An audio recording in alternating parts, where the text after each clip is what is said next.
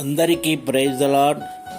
అనుదినము దేవుని వాగ్దానం. ప్రియులారా, ఈ ఉదయకాలం దేవుడు మన కోసము ఏర్పరిచిన వాగ్దానాన్ని జ్ఞాపకం చేసుకుందాం.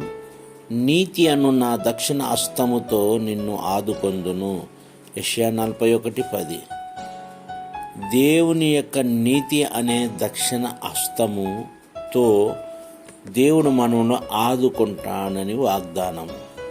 ప్రియులారా, ఈ ఉదయకాలంలో ఈ లోకములో మనను ఆదరించేవాడు, ఆదుకునేవాడు ఎవరు లేరు.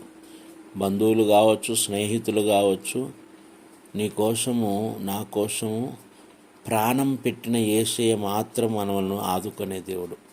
కష్టాలలో ఉన్నప్పుడు, కన్నీరులో ఉన్నప్పుడు, దుఃఖములో ఉన్నప్పుడు, వేదనలో ఉన్నప్పుడు, ఆదరణ లేనప్పుడు నా యేసయ్య నేనున్నాను బిడ్డ అని ఆయన దక్షిణ హస్తముతో నిన్ను నన్ను ఆదుకొనుటకు శక్తి కలిగిన దేవుడు. మరి ఈరోజు నీ జీవితంలో ఈ లోకము నిన్ను ఆదుకొనదు, లోకములో ఉన్నవారు నిన్ను ఆదుకొనరు, స్నేహితులు నిన్ను ఆదుకొనరు, నీకున్న బంధువులు నిన్ను ఆదుకొనరు. కాబట్టి ఎప్పుడైతే నీవు ఆయన మీద నీవు ఆనుకుంటావో ఆయన దక్షిణ హస్తముతో నిన్ను ఆదుకొనును. నా ప్రియమైన దేవుని బిడ్డలారా, ఈ వాగ్దానం యందు మనం విశ్వాసం కలిగి జీవిద్దాం. దేవుడు మిమ్మల్ని దీవించునుగాక. ఈ వాగ్దానం గురించి నేను ప్రార్థన చేస్తాను. ప్రేమ కలిగిన మా ప్రియ పరలోకపు తండ్రి, నీ పరిశుద్ధ నామమును బట్టి స్తుతులు స్తోత్రాలు చెల్లిస్తున్నాం.